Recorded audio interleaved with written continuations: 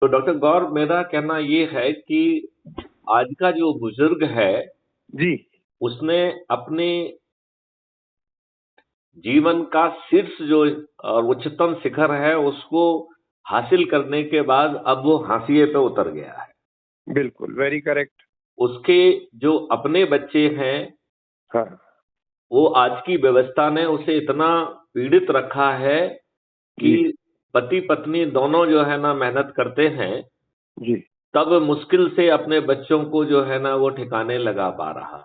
और बच्चों वे- के ऊपर भी फालतू की चीजें ऐसी लाद दी गई हैं जी जिनका कोई उपयोग नहीं है, तो जी वो मोटे मोटे बैग लेके जो है सब जो है ना फंसे हुए हैं। और जी परिवार में बहुत कम ऐसे परिवार हैं जहां जी। बुजुर्गों को उचित सम्मान और उचित जो है प्यार मिल पा रहा। बहुत सही। मतलब इस बात से आप कहाँ तक सहमत है मुझे इसीलिए नहीं मालूम। इसीलिए वृद्धाश्रम और ये सब खुल रहे हैं, जो कि भारत भूमि के लिए सही नहीं है ये मैं तो हमारी। इसका उल्टा कह रहा हूं। जी देखिए, आप जिंदगी भर जो है दाता रहे हैं। जी आपने अपनी सामर्थ्य के हिसाब से, अपनी सोच और उसके हिसाब से जो कुछ भी अच्छा बन पड़ा, वो जिंदगी भर किया है। जी जी। हालांकि बिल्कुल। ये बात भी सही है कि जो भी परिस्थितियां रहीं, जी। हम कभी सत्य ना तो खुद समझ पाए और फिर अपने नीचे वालों को समझाने का तो सवाल ही नहीं उठता है। धारा, बस धारा में बहते चले गए, वो सही है गलत पता नहीं। हाँ, जैसे मैं आपसे कुछ क्वेश्चन आपकी इजाजत से पूछना चाहूंगा। जी। आपका क्या मानना है? आज आप स्वतंत्र हैं या अभी भी आप गुलाम हैं? नहीं, कहने को हमारा भारत स्वतंत्र है, लेकिन हम गुलामी की जंजीरों से जकड़े हुए हैं आज भी मानसिक रूप से। वही ब्रिटिशर्स की वो सारी चीजें हम मान रहे हैं। वही सब चल रहा है। देखिए, मैं इसको 3 भागों में बाँटूँगा। जी एक भाग है नियम, कानून, रेगुलेशन जिनसे आप बंधे हुए हैं, राइट? जी जी दूसरा भाग है जो प्रशासनिक और जुडिशियल व्यवस्था, जो आपके साथ कुछ गड़बड़ होती है या आप किसी के साथ गड़बड़ करते हैं, तो that is expected to set the things in the right order, right? जी जी और जी तीसरा है एक तंत्र जो आपके ऊपर बैठा हुआ है, जिससे ये अपेक्षा की जाती है कि वो उचित नियम, कानून और व्यवस्था बनाएंगे, जिससे जी कि ये देश जो है प्रगति के मार्ग पर आगे बढ़ेगा। जी मेरा ये कहना ये है कि हम विद्वान लोग शायद जी ना तो खुद समझ सके और अपने नीचे वालों या अपने पीढ़ियों को या बच्चों को समझाने का फिर सवाल ही नहीं उठता है। जी। हमारे साथ शुद्ध दुष्टता हुई है। आप कभी आजाद ही नहीं हुए। बहुत सही कह रहे हैं हमारे आप। जो राजनेता हैं, उन्होंने सुभाष चंद्र बोस जैसी शक्तियां जो है जमीन पे ना उतर जाए, तो उन्होंने अंग्रेजों से साठ-गांठ करके हम्म, और ट्रांसफर ऑफ पावर अंग्रेजों की शर्तों पे अंग्रेजों के तहत लिया। आपको बिल्कुल। ये मालूम है कि हमारे जवाहरलाल नेहरू ने एक लंदन डिक्लेरेशन 1949 में साइन किया है, वो भी लंदन जी जाके, उसका नाम ही लंदन डिक्लेरेशन है, जी जी। जिसमें नेहरू जी ने कहा है कि मैं क्राउन की मातहती स्वीकार करता हूं। अच्छा। अब आप ये बताइए, क्या देश के प्रधानमंत्री को बिना पार्लियामेंट, बिना अपने कैबिनेट को कॉन्फिडेंस में लाए हुए इतनी बड़ी नीतिगत बात कहने का हक है क्या? बिल्कुल नहीं। तो फिर क्यों किया? ओ, आपको ये मालूम है कि आर्टिकल 35 ए का नाम सुना है क्या आपने, डॉक्टर जी गौर? जी जी जी। सुना है। तो ओ, आर्टिकल 35 ए संविधान में कैसे पहुंचा, आपको कुछ बैकग्राउंड मालूम है क्या? ये जम्मू कश्मीर वाला। जम्मू कश्मीर वाला। जी, 370 के साथ में लगा हुआ है वो। नहीं, वो 370 के हाथ में तो लगा हुआ हम लोग जानते हैं, लेकिन जी। वो जो है ना उसका 370 से कोई लेना देना नहीं है। वो हाँ इंडिपेंडेंट आर्टिकल है। आपको मालूम है कि वो देश के संविधान में कैसे अवतरित हुआ? जी, बताइए। नेहरू जी ने शुद्ध दुष्टता के साथ शेख अब्दुल्ला के साथ अपनी दोस्ती निभाने के लिए इस देश को दांव पे लगा के, समझो, जो शेख अब्दुल्ला और इनके बीच में बात हुई, उसको जी। जमीन पे उतारने के लिए आर्टिकल 35 ए बनाया गया, राइट? अच्छा। आर्टिकल 370 में इनका बहुत विरोध हुआ और जब ये आर्टिकल 370 की बात डॉक्टर आम्बेडकर के पास पहुंची तो डॉक्टर आम्बेडकर ने कहा ये कभी नहीं हो सकता है, मैं देशद्रोही नहीं हूं। जी ये these way the strong words which where used by the doctor Ambedkar, right. Sir, तो, जी बिल्कुल। तो जब नेहरू को लगा कि ये नहीं हो पा रहा है तो विदेश जाते वक्त उन्होंने पटेल को बताया, सरदार जी वल्लभ भाई पटेल को। जी उन्होंने कहा कि आपकी बात ये लोग नहीं टालेंगे, तो अब मैं आपको जिम्मेवारी देता हूं कि आप किसी भी प्रकार से आर्टिकल 370 को संविधान में घुसड़वाइए, राइट। हाँ हाँ, जबकि वो बिल्कुल नहीं चाहते थे। हाँ, अब जो है सरदार पटेल ने जब कोशिश की तो सरदार पटेल के रहते हुए भी उसका बहुत विरोध हुआ। जी तो सरदार पटेल को मजबूरी में उस क्लॉज के टाइटल पे लिखवाना पड़ा कि it is a temporary clause. जी और कितने दुष्ट राजनेता हैं कि जो टेम्पररी क्लॉज जिसकी हेडिंग में लिखा हो उसको कहें कि ये हट ही नहीं सकता है। हाँ, और आज भी कह रहे हैं।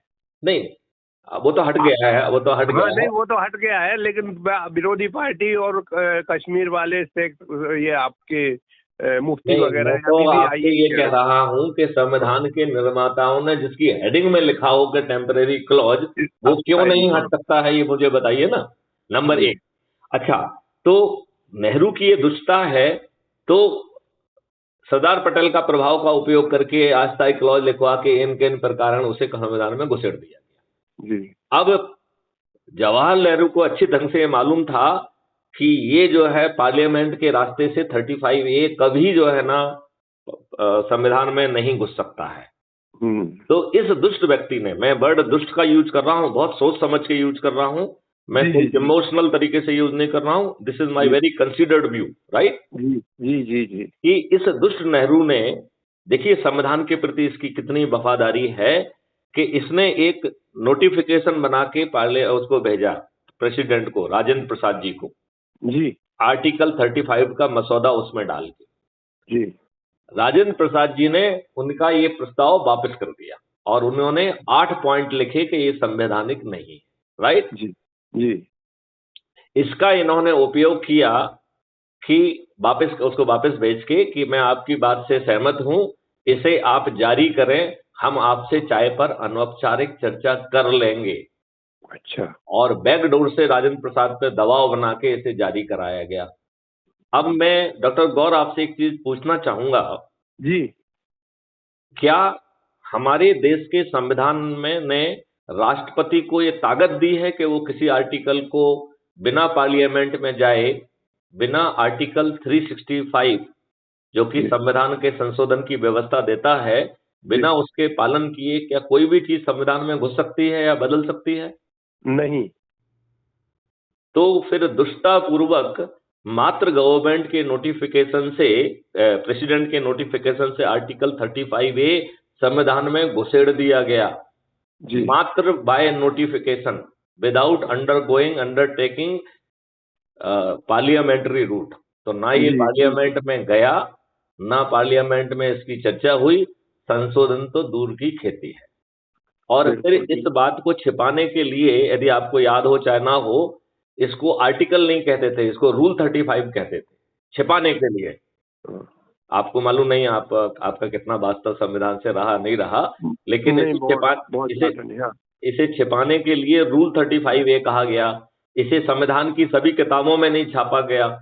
जी जब तक ये हटा नहीं 2019 में भारत के अधिकांश नागरिकों को मालूम ही नहीं था कि आर्टिकल 35A होता क्या है। तो अभी भी भारत का जो संविधान है उसमें ये नहीं है क्या छपा हुआ? नहीं नहीं, छापा ही नहीं। छापा ही नहीं। नहीं नहीं, ये दुष्टता पूर्वक छिपाने के लिए नहीं छापा, जी मतलब उसके पीछे बदनीयती थी कि जनता तो को मालूम ना पड़े। जब संविधान, गुप्ता साहब, जब संविधान में नहीं था तो ये 60 साल तक, 65 साल तक अपनी स्वतंत्र भारत सरकार कैसे इसको करते रही? क्योंकि ये कांग्रेसों की चाटुकार थी, और नरेंद्र मोदी जो अपने आप को 56 इंच के सीने का कहते हैं, उनका सीना कहाँ गया जब उन्होंने जनवरी 2019 में आर्टिकल 35A को हटाया। तो उन्होंने देश को क्यों नहीं बताया कि जवाहरलाल नेहरू ने इसे असंवैधानिक तरीके से संविधान में घुसेड़ा था? ये बात माननीय नरेंद्र मोदी जी को बताना चाहिए थी कि नहीं बताना चाहिए थी? जो मैं कह रहा हूँ वो बात किसको कहना चाहिए? माननीय नरेंद्र अब मोदी जी को कहना। हो सकता है इतना ज्ञान भी, इतना नॉलेज भी नहीं हो। मतलब देश के प्रधानमंत्री जिसकी सेवा में सभी लोग जो है ना, पूरी ब्यूरोक्रेसी, पूरे लॉ, पूरे सभी लोग हैं, उसे ज्ञान नहीं है तो पूछ लेते। ये बात तो है भाई ऐसा तो है नहीं कि वो असहाय व्यक्ति थे। जी जी। वो जो है ना आरएसएस के प्रचारक थोड़ी थे उस समय। जी वो देश के प्रधानमंत्री थे और उनकी सेवा में जो है ना पूरी ब्यूरोक्रेसी और हर कोई था। जी था कि नहीं था? जी। तो मैं बड़ी छोटी सी बात कह रहा हूं कि इन दुष्ट नेताओं ने, मैं फिर से दुष्ट बहुत ही वैचारिक ढंग से कह रहा हूं, मतलब मुझे उसमें मैं अनावश्यक यूज नहीं कर रहा हूं, बहुत कंसीडर्ड तरीके से मैं दुष्ट शब्द का यूज कर रहा हूं कि इन दुष्ट राजनेताओं ने दुष्टता पूर्वक अपने देशवासियों के ऊपर गुलामों के नियम कानून थोप के रखे हैं। Doctor Gaur, do you no, आपकी पुलिस आज भी 1861 के पुलिस एक्ट से गवर्न होती है? हाँ। आपको ये मालूम है या नहीं? नहीं। हाँ, तो मैं लेकिन आपको हाँ पुराने रूल से ही गवर्न हो रही है, ये तो मालूम है। पुराना कह के जो है हम जो ना चीज की गंभीरता को कम कर देते हैं। ये अंग्रेजों के द्वारा भारतीयों का दमन करने के लिए प्रथम स्वतंत्रता संग्राम के बाद जो पुलिस बनाई थी उसको 1861 की पुलिस कहते हैं। जी जी जी। किस बैकड्रॉप में बनाई थी? जब देश में बड़ा आंदोलन हुआ था। यदि वो समय पे ठीक ढंग से हो गया होता, यदि जो है मंगल पांडे जो है ना बिना मतलब ना उसके होते और एक डिफाइंड डेट पे होता, तो जो है ना अंग्रेजों की औकात नहीं थी कि उसको जो है ना वो विफल कर पाते। राइट। सिर्फ जो है ना it is a mistake on the part of the Mangal Pandey, जी जी। क्योंकि उसे मालूम था कि ऐसा कुछ होने वाला है, तो उसका गुस्सा नहीं थमा और उसने जो है ना विद्रोह कर दिया, ठोक दिया उसको, अंग्रेज को। यदि ऐसा नहीं होता तो वो कुछ समय बाद जो है ना पूरे देश में एक साथ होता, और यदि पूरे देश में एक साथ होता तो अंग्रेजों की औकात नहीं थी, आप 1857 में ही स्वतंत्र हो गए होते।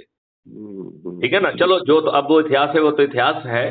तो वो उस समय जो हालात थे उनको दबाने के लिए जो पुलिस पैदा की गई थी वो 1861 की पुलिस कहलाती है, और 1861 की पुलिस ही आपके ऊपर आज थोपी हुई है। जो आपका सबसे बड़ा विधान है जिसके तहत आप जेल भेजे जाते हैं उसे इंडियन पिनल कोड कहते हैं जी, भारतीय दंड विधान। आपको मालूम है वो कब का है? 1860 का। अच्छा। आपके सभी नियम कानून अंग्रेजों ने जो भारतीय गुलामों को उत्पीड़ित करने के लिए, शोषित करने के लिए, अपमानित करने के लिए बनाया था, इन दुष्ट राजनेताओं ने वो सब नियम कानून आज आपके ऊपर थोप के रखे जी। ये इस देश के प्रति दुष्टता है कि नहीं है? बिल्कुल बिल्कुल बिल्कुल। अच्छा, आप ये बताइए, जो व्यवस्था जबरदस्ती मामलों को जो है ना कैसे लंबा खींच के तुमको उत्पीड़ित किया जाए, जो व्यवस्था फ्रीडम फाइटर्स की बड़ी गलती ना होने पर भी उन्हें फांसी के फंदे पे चढ़ा देती थी, जो व्यवस्था भगत सिंह को जो है ना फांसी जैसे केस में डर के एक दिन पहले फांसी दे देती है और उनकी बॉडी को इलीगली जो है डिस्पोज ऑफ करने की कोशिश करती है, भला वो उन 4 पुलिस वालों का जिनके कारण ऐसा नहीं हो पाया। नहीं तो आपको जो है ना सरदार भगत सिंह की डेड बॉडी भी नहीं मिलती। तो आइए बताओ, कितनी दुष्ट व्यवस्था थी जो न्याय का ढकोसला करती थी और बिना बड़ी गलती के लोगों को जो है ना फांसी के फंदे पर चढ़ा देती थी। आप ये बताइए, सरदार भगत सिंह ने एक स्मोक बम फेंका था, वो स्मोक बम से किसी की जान नहीं जाती है, और उन्होंने ये बात रिकॉर्ड पे कही थी, मैंने भारत देशवासियों का ध्यान आकर्षित करने के लिए जो है ना ये किया है और मैं कहीं नहीं जाऊंगा, राइट, मैं नहीं भागूंगा। जब माफी वाली बात आई तो उन्होंने कहा मैं कोई माफी नहीं मांगूंगा, मैंने कोई गलत काम नहीं किया जी। ठीक है ना? तो न्याय का ढकोसला करते हुए आपने उन्हें फांसी के फंदे पर चढ़ा दिया, फांसी भी एकदम पहले जो है ना दृढ़ता पूर्वक दे दी और जो है ना उनकी बॉडी को भी डिस्पोज ऑफ करने की कोशिश की।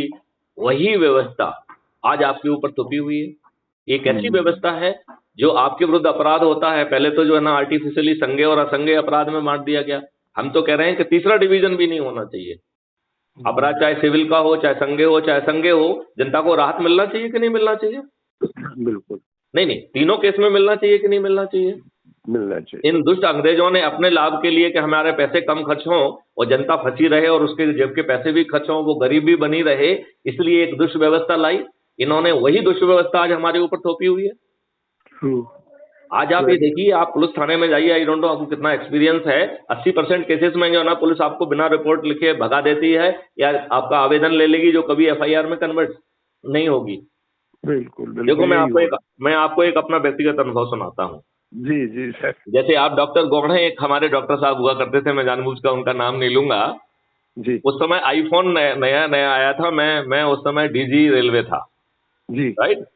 जी। तो उनका जो आज लेके आए, कल उसको चोरी हो गया। अच्छा। बड़े दुखी हुए कि भैया क्या करें। अब चूंकि वो हमारे उनसे बहुत पुराने संबंध थे, जी तो मैंने कहा ऐसा करिए कि आप जो है थाने में रिपोर्ट कर दीजिए। तो उनका उनका क्षेत्र कमला नगर थाने में था। जी तो उन्होंने मेरी बात मान के भेजा अपने उसको दामाद को अपनी रिपोर्ट करने के लिए, और मुझे फोन करके बताया कि साहब हमने रिपोर्ट लिखा दी और थानेदार बहुत अच्छा था, उसने उसे चाय भी पिलाई, ये हुआ वो हुआ। मैंने कहा ठीक है, आप मुझे डिटेल भेज दीजिए, मैं जी। अपने सिस्टम से उसको डिटेक्ट करने की कोशिश करता हूँ, ठीक है ना।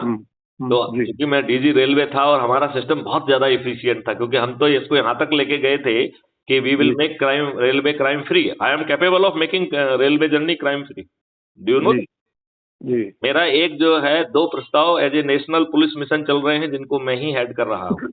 अच्छा। एक जीआरपी हेल्प है and the railway crime system, automated investigation support system, it is जी। Being headed by me. और एक सेकंड नेशनल पुलिस मिशन है, that automated system for crime free Bharat. अच्छा। ये दोनों जो है project as on date being headed by me. अच्छा। आज के दिन भी मैं ही हेड हूँ उसका। अच्छा फाइन। तो मैंने टेक्नोलॉजी में बहुत रिसर्च की हुई है। जी 53 यूनिवर्सिटीज के साथ हमारा एमओयू है, जी और जिसमें बच्चों ने हमारे अंडर इंटर्नशिप की, टेक्नोलॉजी डेवलप की। जी हमने जी। 12 तो स्मार्ट इंडिया हैकाथॉन की for crime free Bharat, so nice. 12 smart India hackathon, वो भी सिंगल हैंडेडली। जी। मतलब ये पुलिस वालों का काम जनरली नहीं होता है, जो काम सब मैं करता रहता था। बहुत बढ़िया। तो बहुत वो बढ़िया। जो है, चूंकि I was very efficient technologically, तो जी। 15 दिन में, as the good luck would have it, उन डॉक्टर साहब का जो है ना वो आईफोन मैंने दिल्ली से बरामद करके हमारी टीम ले आई। पुलिस लेके नहीं अच्छा। आई, जीआरपी लेके आई, अच्छा। ठीक है ना। तो जो टीआई गया था उसको मैंने बुलाया, उसको बहुत शाबाशी आवासी दी। 2 दिन बाद वो मौन लटकाए हुए वो थानेदार फिर मेरे पास आया कि सर थोड़ा सा मार्गदर्शन चाहिए। जी तो मैंने कहा क्या मार्गदर्शन चाहिए आपको, आपको इनाम दे दिया गया है, आपने जो ना अच्छा काम किया है, आपकी पीठ थपथपा दी गई है। जी अब भाई कमला नगर थाने में जो है एफआईआर दर्ज है, जाके उनको, मुलजिम को, माल को उनको हैंड ओवर कर दो, जी जी तो वो अपनी लीगल कार्रवाई कंप्लीट कर दें। बोले जी। सर वही तो प्रॉब्लम है, कमला अच्छा। नगर में कोई केस रजिस्टर्ड नहीं। मतलब अरे। जिसमें थानेदार ने डॉक्टर साहब के जो है ना दामाद जी को हाँ। चाय पिलाई, लेकिन उसने एफआईआर दर्ज नहीं की। ओरे। और उन्होंने मुझे नहीं बताया, लेकिन मैं विश्वास के साथ कह सकता हूं कि उन्होंने मेरा जरूर रेफरेंस दिया होगा, तभी उसने चाय पिलाई। नहीं तो नहीं जरूर। तो नहीं तो थानेदार जो है ना इतनी और आसानी से। चाय पिलाए, हाँ हाँ, पॉसिबल नहीं। तो अब ये सोचो कि उस थानेदार को मालूम है कि डीजी का रेफरेंस है, और वो भी मैथिली शरण गुप्त जैसे डीजी का, तो भी जी। उसने एफआईआर दर्ज नहीं की। ये स्थिति है थानों की। बहुत खराब है। आज आप ये देखिए 80% केसेस में एफआईआर दर्ज नहीं होती है, और 10 से 15% केसेस में लोगों के विरुद्ध फर्जी दबाव बनाने के लिए काउंटर एफआईआर या फर्जी एफआईआर दर्ज कर ली जाती है। हम्म, कानून के हिसाब से काउंटर एफआईआर का कोई क्लॉज नहीं है। जानते क्यों? जी। जैसे अज्यूम करिए, यदि मैं आपके ऊपर आक्रमण करने पहुंचूं और आप बदले में मुझे मार दें, तो काउंटर केस नहीं हो सकता है, अच्छा। क्योंकि सेक्शन 100 आईपीसी के तहत आपको जो है ना कानूनी अधिकार है कि डिफेंस करने। 7 परिस्थितियों में you can even kill me without causing murder, for defending one for self. Defending yourself, that is the right to self defence. जी। सेक्शन 100 में बताया गया है कि किन परिस्थितियों में it extend to causing death voluntarily, अच्छा। जहां आप जानबूझ के मृत्यु कारित कर सकते हैं। ऐसे 7 परिस्थितियां बताई गई हैं, जिसमें एसिड थ्रोइंग भी है, बलात्कार भी है, किडनैपिंग भी है, किसी के जो है ना मानने का जो है ना खुद की जान जो है ना आफत में डालना, दूसरे की जान आफत में डालना। ऑब्जेक्शन से लेके ढेर सारे जो है ना 7 तरीके के क्लॉज है, इंक्लूडिंग एसिड थ्रोइंग। अच्छा। तो जब जो है, यदि एज्यूम करिए कि मैं एज ए ऑफेंडर आपके पास जाऊं, तो आपको राइट टू सेल्फ डिफेंस है to the extent of causing death of Maithili Sharan Gupt. तो फिर अच्छा। आपने मुझे थप्पड़ मार दिया, कुछ मार दिया, और मैं रिपोर्ट करने जाऊं, तो आपके विरुद्ध ऑफेंस क्यों कायम होना चाहिए?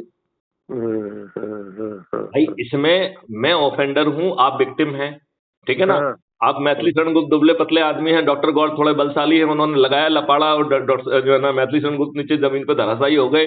तो इसमें जो है ना doctor Gaur has not committed any crime. Correct correct. बस, तो फिर काउंटर केस क्यों होना चाहिए? हाँ, लेकिन पुलिस कहाँ के मान द्वारा रहे जितने हैं भी काउंटर केस कायम किए जा रहे हैं वो सब असंवैधानिक है। वो सब यदि 1861 का कमाल है। हाँ, तब 1861 का। और हाँ। 1861 का क्या मत कमाल है? वो ये कमाल है कि तुम जो है ना, जो व्यवस्था में बैठा है उसके तुम गुलाम हो, ये है उसका। हाँ, जी मतलब जी। अल्टीमेटली ये सभी बड़े बड़े अधिकारी जिन्हें संविधान की 4 सेक्शन में प्रोटेक्शन दिया है, 109, 110, 111, 112, और जी। सीआरपीसी की एक धारा 197 है जिसमें कि यदि आपने अपराध भी किया है, जब तक राजनेता जो है ना, सरकार आपके विरुद्ध अनुमति नहीं देगी तब तक जो है ना कोर्ट संज्ञान नहीं ले सकती है, ये नियम में लिख के रखा है। आज आपको मालूम है सैकड़ों हजारों केसेस ईओडब्ल्यू और लोकायुक्त में पेंडिंग पड़े हुए हैं, सिद्ध अपराध, क्योंकि ये दुष्ट राजनेता जो है अनुमति ही नहीं देते हैं। और इन दुष्ट राजनेताओं ने इन आपराधिक जो है ना लोगों को अपना चरण सेवक बना के रखा है, उन्हें अपने हितों में यूज कर रहे हैं, उनसे पैसे खा रहे हैं। बिल्कुल बिल्कुल बिल्कुल। मतलब ये दुष्टता ही है ना। दुष्टता। तो ये लोग जो है ना हमारे ऊपर ऐसी व्यवस्था थोपे हुए हैं। अब हम थोड़ी देर तक जो है ना इन राजनेताओं के ऊपर भी थोड़ा चर्चा कर लें। ये राजनेता है कौन, इनकी शिक्षा क्या है, सोच क्या है, लक्ष्य क्या है, ध्येय क्या है? अरे ये तो वो हैं जिनको जो है ना चपरासी की नौकरी नहीं मिलती। करीब 42% मेंबर ऑफ पार्लियामेंट के विरुद्ध तो जो है ना आपराधिक रिकॉर्ड कायम है उनके अपने एफिडेविट के हिसाब से। तो पुलिस वेरिफिकेशन तो उनको जो है ना वो फेल हो गए होते। बिल्कुल, यही सबसे खराब है अपनी व्यवस्था में। ये अपराधी खराब नहीं है, ये नेहरू जी के द्वारा दुष्टतापूर्वक एक पीपुल्स रिप्रेजेंटेटिव एक्ट 1950-51 बनाया है जिसमें कोई अच्छे प्रावधान नहीं किए, जिसके कारण ये पॉलिटिकल पार्टियां प्राइवेट कंपनियां बन गई हैं, परिवार की कंपनी बन गई हैं। और दुष्टता तो देखो, जो पहला चुनाव 1952 का हुआ था उसमें भी इन्होंने धांधली की थी, उसमें भी बूथ कैप्चरिंग की थी। तो अभी हमने आपको बताया कि संविधान के प्रति इनको कोई श्रद्धा थी नहीं। इसके बाद जो है ना धांधली भी की इन्होंने, फिर तुष्टीकरण की नीति अपनाई। टिकट किनको दिए कांग्रेस ने? राजा महाराजा जमींदारों को, जिनका ऑलरेडी दबदबा था। तो ये अपने बल पे जीते हैं या दुष्टता करके और तुष्टीकरण की नीति अपनाते हुए जीते हैं? बस। और इसके बाद जो वाली पार्टियां आई हैं, ये बताइए ये अच्छे लोगों को टिकट देती हैं? ये दल बदलुओं को टिकट देती हैं, ये अपराधियों को टिकट देती हैं, ये बाहुबलियों को टिकट देती हैं, अपने नेताओं के बच्चों को टिकट देती हैं। जिन नेताओं को उनके कार्यकर्ताओं के कारण आज राजनेता स्थापित हुए हैं, वो जिन कार्यकर्ताओं ने इनकी दरी बिछाई, कुर्सियां बिछाई, जिनके जो है ना इनके लिए डंडे खाए, पुलिस के जुलूस निकाले, धरने दिए, इनके लिए आम सभा के लिए भीड़ इकट्ठी की, इन्हें पोलिंग बूथ पर ड्यूटी की, लोगों को घर घर से निकाल के पोलिंग बूथ पर पहुंचा के उन्हें जिताया, ये दुष्ट राजनेता तो उनके ही सगे नहीं निकले। बिल्कुल, उनको टिकट ना देके टिकट किसको देते हैं? अपराधियों को, बाहुबलियों को, देशद्रोहियों को, अपने नेताओं को, बच्चों को, रिश्तेदारों को। आप ये बताओ। अरे ये और यही स्थिति जो ना जुडिशरी की है। आपको मालूम है अपर जुडिशरी में पूरे कुल मिला के 87 परिवारों के ही बच्चे हैं। 87, 140 करोड़ देश में 87, और वो इतने दुष्ट हैं कि उन्होंने एक कॉलेजियम व्यवस्था ले आए। कॉलेजियम। और मैं ये कह रहा हूं, मैं कॉलेजियम व्यवस्था का बहुत विरोधक नहीं हूं, क्योंकि नहीं तो नरेंद्र मोदी जी आरएसएस वालों को घुसाड़ देते उसमें। तो मतलब कॉलेजियम में जो है ना उन्होंने अपने भाई भतीजे घुसाए, लेकिन वो एक कानूनी व्यवस्था से आए हैं तो उतने उनको भी अपने ऊपर कॉन्फिडेंस है, एक चरित्रवान व्यक्ति है, तो चलो ठीक ठाक ही है। लेकिन ये तो शुद्ध आरएसएस वालों को घुसेड़ देते कि नहीं घुसेड़ देते? हेलो जी हाँ जी सर। आप सहमत है कि नहीं है इस बात से? नहीं, मैं कुछ वाइफ कुछ बोल रही थी तो मैं बीच में रुक गया था। तो मैं यही कह रहा हूँ कि यदि जो है यदि ये कॉलेजियम सिस्टम नहीं होता तो अब तक मोदी जी पूरी जुडिशरी में जो है ना आरएसएस वालों को भर चुके हो। वो तो बात है, वो तो है। फिर ये पॉलिटिशियंस अपने लोग घुसाते।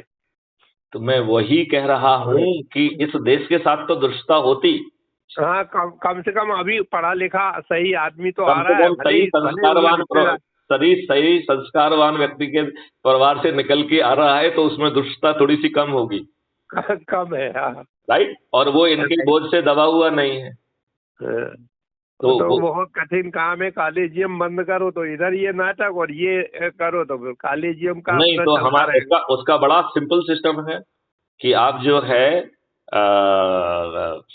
इंडियन जुडिशियल सर्विस लाइए, और सभी जुडिशरी के में जो है ना हायर पोस्टिंग जो है उसी के माध्यम से होगी। जिसकी औकात हो वो कंप्लीट करके पहुंचे ऊपर, नंबर एक।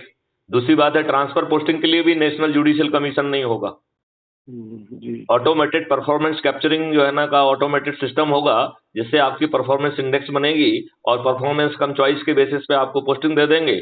जहां पर हम आपकी पोस्टिंग देना उचित नहीं समझते हैं कि गृह जिले में नहीं करेंगे या फलाने नहीं करेंगे या गृह स्टेट में नहीं करेंगे, तो वो राइडर लगा देंगे, तो वो ऑप्शन आपके पास अवेलेबल नहीं होगा। जी। और यही व्यवस्था जो है ना IAS IPS के लेके आएंगे। ये नेता क्यों पोस्टिंग करेंगे जी, आप बताइए ना मुझे। तो क्राइम फ्री भारत मिशन जो है 21 ऑब्जेक्टिव लेके आया है। और डॉक्टर गौड़ साहब, you will be surprise, I am confident, हमने संकल्प लिया है कि 2024 में जनरल इलेक्शन में यदि आप सब लोगों ने हमारा साथ दिया तो मैं सभी राजनीतिक पार्टियों के सभी राजनेताओं को पराजित कर दूंगा, वो भी बिना 5 पैसे खर्च किए। This model has been already uploaded. हम चाहेंगे कि जो आपके बुजुर्ग साथी हैं वो हमारे कंधे से कंधे लगा के मिल जाएं, उन्हें जीने का एक मकसद मिल जाएगा। बर्थडे और जो है ना ये बाकी दिन मनाने की बजाय यदि इसमें हम अपनी एनर्जी लगा देंगे तो देश का भला हो जाएगा। हम एक अपनी आगे की जनरेशंस को एक अच्छे भारत को सौंप के जाएंगे। बहुत बढ़िया। तो साहब इस फोरम में आप आ जाइए, बस मैं आपकी सक्सेना जी से, जो हमारे प्रेसिडेंट हैं, उनसे मुलाकात करा दूंगा, ये बात करा दूंगा, ठीक है ना। और आप आएंगे ये तो कब रखना चाहते हैं, क्योंकि मैं काफी बिजी रहता हूं तो I have to carve out time, या फिर आप बताइए कब रखना चाहते हैं इसे। आप वो सब डिसाइड कर लेंगे। पहले तो मैं आपकी प्रिलिमिनरी परमिशन लेना चाह रहा था कि आप। नहीं, I am more than happy. और मैं वहां पे कोई टॉक देने नहीं आ रहा हूं, मैं आपको प्रभावित कर आपको एक जीने का मकसद देना चाहता हूं, देश बदलने का। जी, बहुत बढ़िया। जिससे आप अपने बच्चों को अच्छा भारत सौंप के जाएं। बहुत बढ़िया। हमने वो मॉडल बना दिया है कि सभी राजनीतिक पार्टी के सभी राजनेता पराजित हो जाएंगे सिर्फ 9 दिन के संकल्प से। बहुत बढ़िया, बहुत बढ़िया। मतलब वो मैंने नटबोल्ट सब जमीन पे ले आए हैं। बस मेरे ख्याल से आपका जो कॉल आया है ये भी एक कॉस्मिक व्यवस्था का ही हिस्सा है। मैं तो ये कहूंगा कि कॉस्मोस चाह रहा है कि बदलाव होगा। जी। और ये हमारी जो बातचीत है ये कल तक crime free Bharat YouTube channel पे अपलोड हो जाएगी। तो मैं आपसे कहूंगा कि आप crime free Bharat YouTube channel पे जाके उस पर क्राइम फ्री भारत टाइप करिए, ठीक है ना। बिल्कुल। और उसको जो है ना सब्सक्राइब करिए। और फिर मैं आपको बताता हूँ उस चैनल को कैसे देखना है। यदि आप जो है चैनल को हमारे बताए तरीके से नहीं देखेंगे तो YouTube एक एल्गोरिथम के माध्यम से सभी चीजों को परोसता रहता है। और वो क्रोनोलॉजिकली नहीं आती, ठीक है ना। जी। तो उसके लिए जो है ना तरीका ये है कि YouTube में नीचे की तरफ जहां प्लस का साइन है जिसके माध्यम से आप पोस्ट करते हैं उसके बगल में एक साइन होता है सब्सक्रिप्शन। तो सब्सक्रिप्शन पे अपना टैप करिए। तो सब्सक्रिप्शन को जैसे आप टैप करेंगे तो जितनी भी चैनल को आपने सब्सक्राइब किया है वो सब ऊपर दिखने लग जाएंगे, राइट। तो उसमें क्राइम फ्री भारत भी दिख जाएगी, मेरा फोटो भी उसमें दिख जाएगा आपको। तो जैसे ही आप उसको क्लिक करेंगे तो now you are on my channel. तो आप कम्युनिटी में मैं क्या परोस रहा हूँ, मेरे वीडियो ऑडियोज क्या हैं। आज उसमें 2300 से अधिक ऑडियो वीडियोज हैं। अच्छा। जो कह रहे हैं कि हम इस देश में कैसे 21 ऑब्जेक्टिव को जमीन पर उतारेंगे। जिसका पहला ऑब्जेक्टिव है कि जो अंग्रेजों के जमाने के नियम कानून हैं इन्हें आमूल चूल परिवर्तित कर दिया जाएगा। बहुत बढ़िया। दूसरा उसका है कि जो व्यवस्था है इस व्यवस्था को अकाउंटेबल बनाया जाएगा। यदि ये व्यवस्था जानबूझ के गलत निर्णय लेगी तो दंड के साथ साथ उसे आपको क्षतिपूर्ति भी देना होगी। क्या बात है। तो तीसरा उसमें है कि क्राइम फ्री भारत 5 सर्टेनिटीज के साथ होगा, जिसमें आपको बिना थाने जाए आपकी एफआईआर दर्ज होगी, और वो आप जैसे टेक्निकल और बड़े पदों पर रहे लोगों के लिए नहीं, बल्कि गांव के गवाड़ी की एफआईआर भी बिना थाने जाए दर्ज होगी। और यदि कोई भी व्यक्ति झूठी एफआईआर करेगा तो उसी सर्टेनिटी के साथ वो जेल जाएगा, क्योंकि हमारा डीएनए खराब हो गया है, हम में लज्जा नहीं बची है। हमें अपने लाभ के लिए, दूसरों को फंसाने के लिए, उससे पैसा वसूलने के लिए दुष्टता पूर्वक हम झूठी जो है ना रिपोर्ट करने के लिए हमें कोई दिक्कत नहीं है। तो वो जो है ना, और फिर उसकी दूसरी सर्टेनिटी है कि क्राइम फ्री भारत का टेक्नो इंजन पुलिस की मदद करेगा, तो ऐसे अकाट साक्ष्यों के साथ अधिकतम 15 दिन में चार्जशीट पेश हो जाएगी। फिर वो कह रहा है कि क्राइम फ्री भारत के जो है ना video based distributed trial system के माध्यम से आज के ट्रायल से 1000 गुना ज्यादा ट्रांसपेरेंट ट्रायल होते हुए 3 दिन से अधिकतम 30 दिन तक आपको न्याय दे दिया जाएगा। फिर उसकी चौथी सर्टेनिटी कह रही है कि हमने इसके बारे में एक ड्राफ्ट प्रस्ताव बना के, ड्राफ्ट लॉ बना के गवर्नमेंट ऑफ इंडिया को सितंबर 2020 में भेजा था, in a capacity of the head, project head of the national police mission for the crime free Bharat, right जी।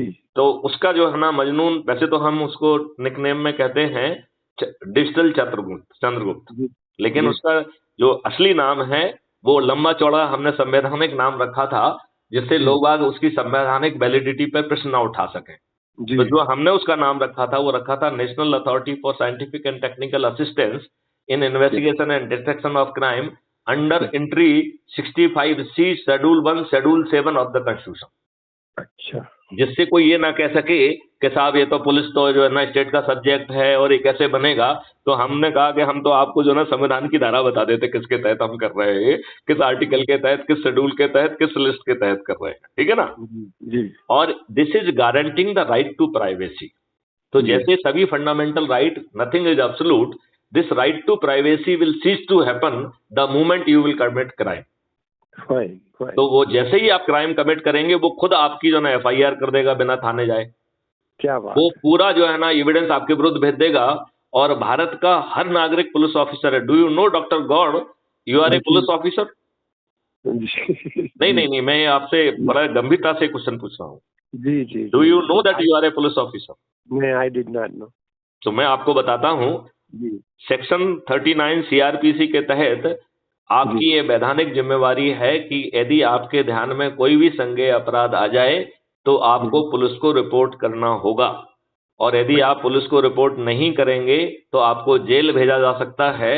और बाकी अपराधों में ये पुलिस की जिम्मेवारी है कि वो प्रूफ करे बियॉन्ड रीजनेबल डाउट कि आपने अपराध किया है। इस सेक्शन 39 सीआरपीसी में जो आप अपनी जिम्मेवारी का निर्वहन नहीं कर रहे हैं, इसमें कानून ने कहा है कि burden of proving innocence lies on you. तो ना केवल आपकी ये जिम्मेवारी है, यदि आप इसे प्रूव नहीं कर पाएंगे कि आप इनोसेंट हैं तो आपको जेल भेजा जाएगा। क्या अब मैं आपको दूसरे सेक्शन को बताता हूं। तो आप कहेंगे कि साहब ये अधिकार है या ये गले की हड्डी है? तो मैं कहूंगा नहीं, ये अधिकार है। क्यों? ये इसलिए बनाया गया है जिससे पुलिस जो है किसी भी व्यक्ति को भगा ना सके। आप ये कहें कि मेरे संज्ञान में ये संज्ञेय अपराध आया है, तो वो कहेगा तुम कौन होते हो, तुम तो विक्टिम नहीं हो। तो आज कोई भी नागरिक जाके पुलिस को कह सकता है कि मेरी संवैधानिक जिम्मेवारी के तहत मैं इस मामले का रिपोर्ट कर रहा हूं under my signature and you are under duty under 154 CrPC to take cognizance. मैं अपनी वैधानिक जिम्मेवारी का पूरी कर रहा हूं। थानेदार साहब आप भी अपनी वैधानिक जिम्मेवारी का निर्वहन करें। हमारी और आपकी वैधानिक जिम्मेवारी, दोनों ही वैधानिक जिम्मेवारी कर रहे हैं, आप अकेले नहीं कर रहे हैं, ठीक है ना। तो अच्छा, फिर इसमें एक सेक्शन 43 है। मैं चाहूंगा कि आप इसको गूगल करके जरूर पढ़िएगा। 43 सीआरपीसी ये भारत के और हर प्राइवेट व्यक्ति को अरेस्ट करने का अधिकार देता है। 2 परिस्थितियों में भारत के हर नागरिक को, हर प्राइवेट व्यक्ति को गिरफ्तार करने का अधिकार है। और ये अधिकार तब भी आपके पास है जब वहां मौके पे पुलिस खड़ी है। मतलब मौके पे पुलिस यदि निकम्मी खड़ी हुई है और कोई कार्रवाई नहीं कर रही है और वो संज्ञेय अपराध यदि आपके आंखों के सामने हो रहा है, you can very well arrest him despite the fact कि police is also standing there. अच्छा। और जब आप अरेस्ट कर लेंगे तो जो मौके पे जो पुलिस अधिकारी है वो उसे री अरेस्ट करेगा, वो अरेस्ट नहीं करेगा। He has to make rearrest memo. अच्छा। आप मौके पे कोई अधिकारी नहीं है, then you are expected to take the arrested person to the nearest थाना एंड थाने वाला फिर उसे रीअरेस्ट करेगा। तो अच्छा। एक तो ये परिस्थिति है कि आपकी आंखों के सामने संज्ञेय अपराध हो, एक दूसरी परिस्थिति भी है, if somebody is proclaimed offender, जिसको गिरफ्तार नहीं कर पाती है पुलिस, उसे प्रोक्लेम्ड ऑफेंडर घोषित करती है, राइट। अच्छा तो जी। किसी भी प्रोक्लेम्ड ऑफेंडर को भारत का कोई भी नागरिक या कोई भी निजी व्यक्ति गिरफ्तार कर सकता है। He is having the right to arrest even in presence of the police officer. अच्छा। तो कोई प्रोक्लेम्ड ऑफेंडर बैठा है और पुलिस वाला उसके साथ चाय पी रहा है, तब भी आप जाके उसको अरेस्ट कर सकते हो। कैसे करोगे आप अरेस्ट? ये सेक्शन में आपको अधिकार दिया गया है। नहीं तो आप क्या करोगे? हम तो हमारे आप पास तो उसको अरेस्ट resources करके नहीं- आप उसको resource- अरेस्ट करके मौके पे अरेस्ट मेमो बनाइए और उसको जाके कहिए कि मैंने इस व्यक्ति को अपने इस अधिकार के तहत अरेस्ट किया है, मिस्टर सो एंड सो, अब मैं इसे आपको हैंड ओवर कर रहा हूं, आपने इसे ले लिया है, इसका मुझे प्राप्ति रसीद दीजिए। अच्छा। लेकिन जो मैं कह रहा हूं, ये आज की दुष्ट पुलिस जो है ना, आपको कभी नहीं करने देगी, नहीं करेगी। नहीं करने नहीं देगी। वो कानून नहीं का करेगी। प्रावधान हम आपको बता रहे हैं। वो कहेगी आप कौन है। हाँ। तो ये आप कौन है ये तो हम बता रहे हैं ना, सेक्शन 43 ने हमको पावर दिया है। भाई तुम जो अरेस्ट कर रहे हो, तुम्हें भी तो उसी सीआरपीसी ने पावर दिया है और हमें भी इसी सीआरपीसी ने पावर दिया है भाई साहब। तो तुम कैसे अरेस्ट कर रहे हो भाई, तुम कैसे अरेस्ट कर रहे हो? जी जी। तो जिस सीआरपीसी ने तुम्हें अरेस्ट करने का पावर दिया है, उसी सीआरपीसी ने हमें अरेस्ट करने का पावर दिया है। आप ये बताइए, एवरी पब्लिक मैन, जो हमने आपको सेक्शन 100 बताया था, he is having right to right to self defense, which is even extending to causing death voluntarily। अच्छा। जो मैंने आपको एक्सप्लेन किया था ना, 7 परिस्थितियों में आप जो है सामने वाले ऑफेंडर की मौत कारित कर सकते हैं। तो कोई किसी को धमकी दे रहा है कि मैं आके आपको निपटा दूंगा, पुलिस को वहां ड्यूटी लगाने के बजाय बगल के नागरिक को बता दे कि साहब जो है ना, ये जो है ना इस तरीके की धमकी दिया है, सेक्शन 100 में जाके इसको ठोक दो, हम ऊपर से आपको 5 लाख रुपए और देंगे। बताइए फिर कौन किसको धमकी देगा? हमने दुष्ट और निर्लज्ज व्यवस्था पैदा की है, क्योंकि इन हमारे क्षुद्र चरित्र के अनपढ़ गवार राजनेताओं की सोच का हिस्सा नहीं है। वो स्वयं जो है, उन्हें संसद, विधायक, मंत्री और मुख्यमंत्री नहीं होना चाहिए था, और वो इतने दुष्ट हैं कि आपके ऊपर अपने अनपढ़ गवार अपनी संतानों को भी थोप रहे हैं। आज आप अपने आसपास देखो, आपको बहुत सारे राजनेता दिख जाएंगे कि अपने अपने बच्चे को जो है ना मंत्री और मुख्यमंत्री बनाने की जो है ना फैक्ट्री में लगे हुए हैं। वही हो रहा है ना पूरे देश में। तो फिर ये दुष्टता नहीं है? पहले तो इन्हें ही हमारा प्रतिनिधि नहीं होना चाहिए था। बिल्कुल। इन्हें हमारा प्रतिनिधि होना चाहिए था क्या? नहीं होना चाहिए। तो मैथिली शरण गुप्त क्राइम फ्री भारत मिशन से जो है ना 21 ऑब्जेक्टिव के साथ इस देश को बदल देंगे, और वो भी बिना 5 पैसे खर्च किए। इसलिए मैथिली शरण गुप्त ने संकल्प लिया है कि 2024 में यदि हमारे देश के लोग हमारे साथ जुड़ जाएं, बिना 5 पैसे खर्च किए, बिना अंग्रेजों के नियम को तोड़े, बिना जो है ना अंग्रेजों के कंडक्ट रूल को तोड़े, हम जो है ना इन सभी राजनेताओं को, सभी पार्टियों के सभी राजनेताओं को, पूरे 543 लोगों को पराजित कर पाएंगे, और वो भी बिना 5 पैसे खर्च किए। बहुत बढ़िया, साधुवाद। तो बस हम चाहते हैं, इसमें हमने 3 जो है ना ऊर्जा और शपथ और उसका फंडा रखा है। तो मैं आपके साथियों को उस दिन समझाऊंगा, और मैं चाहूंगा कि वो लिमिटेड पर्पज में मुझे सुनने के लिए ना आए, वो अपने आप को जो है अच्छे भारत को अपने बच्चों को देने के लिए हमारे साथ जुड़े। बिल्कुल बिल्कुल बिल्कुल, दैट विल बी डन। तो हम जो है ना, और जो है ना ये फालतू का जो है ना हैप्पी बर्थडे मनाने से क्या फायदा हो रहा है? 1 साल कम हो गया, उसमें इतनी हैप्पी बर्थडे करने से क्या फायदा है? कोई मतलब नहीं है कि नहीं? हाँ। और यदि जब आप ये सब करेंगे तो इतने बिजी हो जाएंगे अपने आप में, और 15-18 महीने का तो समय ही है। जनरल इलेक्शन होने में कितना समय है? ज्यादा से ज्यादा 18 महीने। जी जी जी जी बिल्कुल। 18 महीने में अपन देश बदल देंगे। क्या बात है, मजा ये मेरा संकल्प है, मतलब मैं हवाई बात नहीं कर रहा हूँ। बदल सकता नहीं, बदल दूंगा, बस केवल डॉक्टर गौर जैसे सभी लोग मेरे साथ खड़े हो जाएं। अरे बिल्कुल बिल्कुल बिल्कुल। और मुझे लगता है कि डॉक्टर गौड़ को और बाकी सभी अच्छे नागरिकों को मैथिली शरण गुप्त से जुड़ना चाहिए, क्योंकि मैथिली शरण गुप्त कोई नेता नहीं है। और मैथिली शरण गुप्त कोई जो है ना नायब व्यक्ति नहीं है, जिन्होंने जो हवाई बात कर रहा हो। हाँ बिल्कुल बिल्कुल मैथिली शरण गुप्त वो है जिन्होंने 37 साल की सेवा दी है और 7 साल के डीजी रहे हैं। बिल्कुल। कहाँ कहाँ रहे आप? दिल्ली रहे? दिल्ली में मैं रहा हूँ 8 साल। अच्छा। I was DIG Garhwal, then I was DIG Administration ITBP Delhi, then I was IG Operations Kashmir। अच्छा मैंने जो है I was heading the operation in Kashmir, जहां पे अच्छा। हमने टेक्नोलॉजी को डेवलप किया है। जी आर्मी के बगल में ऑपरेशन में उनके कर्नल और मेजर मारे जा रहे थे और हमारी जी। एक चिंदी भी नहीं मरती थी, हमने ऐसी टेक्नोलॉजी बनाई थी। क्या बात, बढ़िया। मतलब जो, इसलिए मैं कह रहा हूं कि हमारी आवाज में आपको कहीं वो नहीं दिखेगा, कंपन नहीं लगेगा, कोई वो नहीं लगेगा, ढीलापन नहीं दिखेगा। बिल्कुल। और मुस्तैद। पूरी नौकरी के दौरान किसी भी राजनेता की साली औकात नहीं हुई है कि मैथिली शरण गुप्त से सिफारिश कर दी हो। जब मुझे डीजी बनाने का, डीजीपी मध्य प्रदेश बनाने का, क्योंकि पैनल में मैं था, तो बात चली तो दिग्विजय सिंह ने यही कहा कि जो लोग गए कि भाई गुप्ता साहब को बनाइए, वह बहुत अच्छे पुलिस अधिकारी हैं, बहुत अच्छा कर देंगे। उन्होंने कहा आप मैथिली शरण गुप्त को कितना जानते हैं? मैथिली शरण गुप्त हमारे जो है ना जिले के एसपी रहे हैं 3 साल तक, जी वो मेरी भी नहीं सुनेंगे। जी। तो मैंने कहा कि भाई साहब आप सही बात करेंगे तो मैथिली शरण गुप्त की औकात नहीं है कि आपकी बात ना सुने, और जी गलत बात आपको कहना नहीं चाहिए। जी। बताइए आप मुझे, नहीं कहना चाहिए क्या? नहीं, बिल्कुल नहीं कहना चाहिए। नहीं, लेकिन ये दुष्ट राजनेता हैं, ये अपने भले के लिए, अपने लाभ के लिए जी रहे हैं। इनके लिए कोई धर्म नहीं है, इनके अपने बाहुबली गुंडों को जो है ना आप सल्यूट करिए, ये उन्हें मंच पे बिठाएंगे और दूसरे लोगों के, शरीफ लोगों को ये गुंडे कहेंगे और उन्हें आप जो है ना फर्जी केस बना के उनको जेल में भेज दीजिए। ये चाहते हैं आज के राजनेता। बिल्कुल झूठ पे ही चल रही है सब चीजें। तो फिर ये बताओ। आप कहाँ रह रहे हैं सर? मैं भोपाल में ही रह रहा हूँ। नहीं, भोपाल में कहाँ पर है? मैं कोला रोड दानिश कुंज में रहता हूँ। अच्छा, कोलार रोड हाँ, मेरे घर के पास है। मैं शाहपुरा में हूँ। हाँ, तो सायपुरा तो बगल में लगा हुआ है। हाँ, एक्चुअली क्या है कि जो है मैंने बड़ी हिम्मत करी आपसे बात करने की। डॉक्टर के तिवारी ने कहा कि वो बहुत सरल स्वभाव के व्यक्ति हैं, तो मैंने कहा एक बार बात करके डरते जी। डॉक्टर गौर साहब, सरल के साथ साथ मैं बहुत ही सख्त और डिटरमिन्ड व्यक्ति भी हूँ। नहीं तो वो तो है ही ना, वो तो होना ही चाहिए ना भाई। वाणी से नरम और जो है कायदे कानून से सख्त। हाँ, मृदु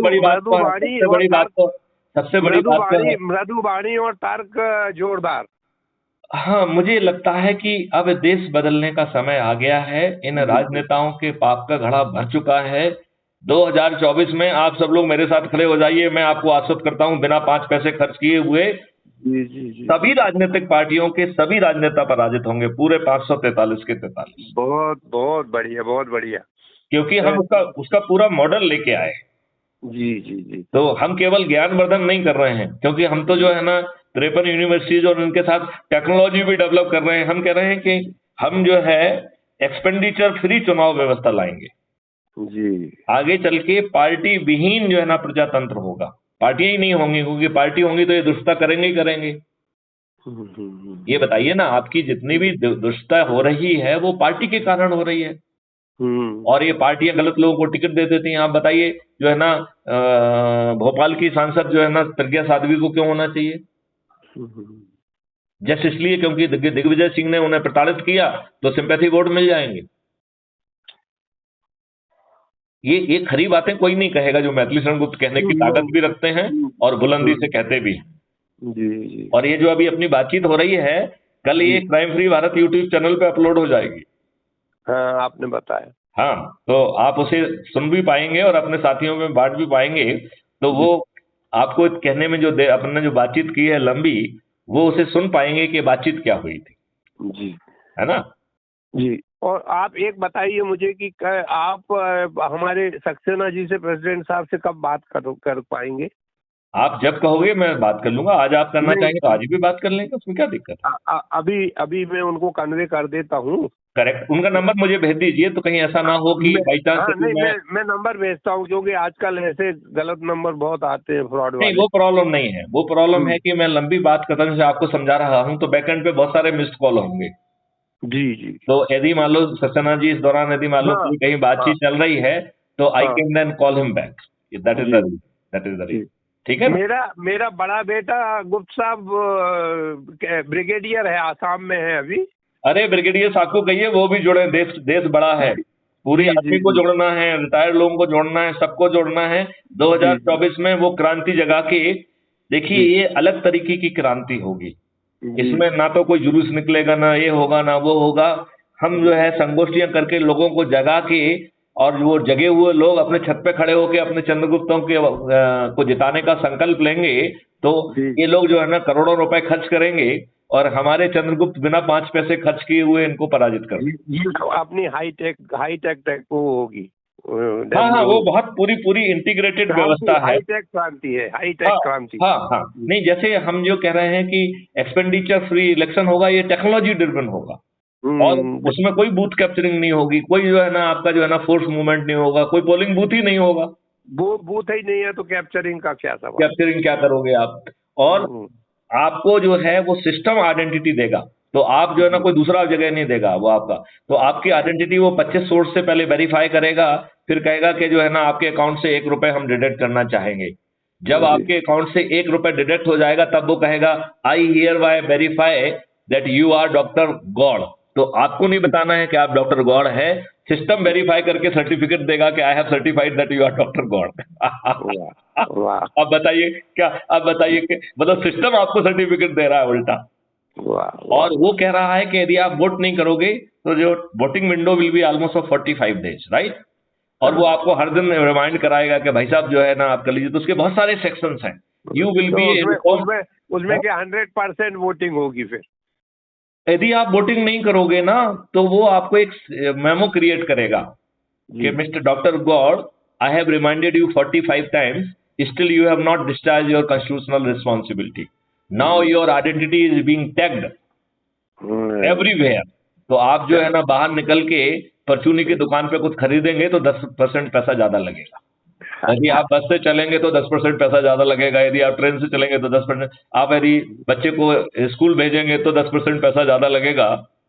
आपको बुरे बुरे सपने आएंगे कि मैंने वोट नहीं दिया है। आप जो है ना सोते सोते जग जाएंगे, और अगली बार जो है ऐसी गलती आप कभी नहीं करेंगे कि आप जो है ना वोट ना दें। करेंगे क्या? ग्लानी आत्मग्लानी हो जाएगी आपको अपने आप से। हाँ, आपको नहीं, आत्मग्लानी नहीं, you will not be in position to tolerate that burden. मतलब हर जगह 10% एक्स्ट्रा ज्यादा लगेगा। बच्चा कहेगा कि हमें पापा तुमने वोट नहीं दिया, मेरे को 10% ज्यादा फीस लग रही है। कितना बढ़िया तरीका है, वाह क्या बात। और आप ये बताइए, आप जो है ना जाग के जो है ना वोटिंग करेंगे, और वो भी इन्फॉर्म्ड वोटिंग होगी, वो भी पार्टी विहीन होगी। अरे मैथिली शरण गुप्त is a system designer, technology designer. हमें को तो सोचना भी खुद है, डिजाइन भी खुद करना है। और भारत में इतने सारे जो है ना अच्छे टेक्निकल बंदे हैं जो हमारे साथ जो है ना ट्रेनिंग और जो वो किए हुए हैं। नए बच्चों को भी जोड़ के जो है ना उनके माध्यम से ऐप बनाने में क्या लगेगा? 1 महीना लगेगा, 2 महीना लगेगा, 3 महीने लगेगा। स्मार्ट इंडिया हैकाथॉन कर देंगे 2, 4 से 10। तो अभी आपका लंच टाइम नहीं हो रहा हो, आप कंफर्टेबल है तो मैं सक्सेना साहब से बात करता हूँ। पहले आपको नंबर भेजता हूँ। आप मुझे नंबर दे दीजिए, मैं उसे सेव कर लेता हूँ। आपका नंबर भी मैं सेव कर लेता हूँ। और मैं आपको क्राइम फ्री भारत का जो ऐप लॉन्च हुआ है उसकी मैं एक लिंक आपको भेजूंगा, और आपसे प्रार्थना करूंगा कि आप जुड़िए। So nice of you. और यूट्यूब चैनल पे आपने लिख के अब तक कर ही लिया होगा, लेकिन फिर भी मैं अपनी तरफ से उस लिंक को भी भेज दूंगा यूट्यूब चैनल की। और जो तरीका मैंने आपको बताया है आप उसी तरीके से देखिए। ठीक, मतलब सब्सक्रिप्शन में जाके फिर क्राइम फ्री भारत को ऑप्ट करेंगे तो क्राइम फ्री भारत पूरी चैनल आपके सामने होगी। तो जो हमने बच्चों का स्मार्ट इंडिया हैकाथॉन किया, उनको हम ब्रीफ कर रहे हैं, वो सब भी अपलोडेड है। वो बच्चे जो हमको ब्रीफिंग दे रहे हैं और मैं उनको गाइड कर रहा हूँ, you can really go through that process. मतलब आप उस बात को सुन पाएंगे, देख पाएंगे, महसूस कर पाएंगे, एंड यू कैन अप्रिशिएट कि मैथिली शरण गुप्त के जो है ना दिमाग की उड़ान कितनी तेज हो सकती है देश के लिए। जी है ना?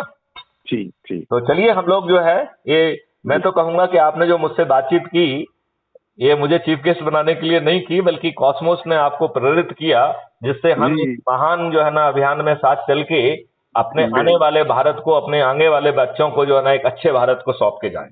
बिल्कुल, क्या है, प्रभु इच्छा हुई तभी तो ये हो पाया ना। बिल्कुल। हाँ, जय श्री राम सर। जय श्री राम, जय हिंद, जय भारत, वंदे मातरम। जय हिंद।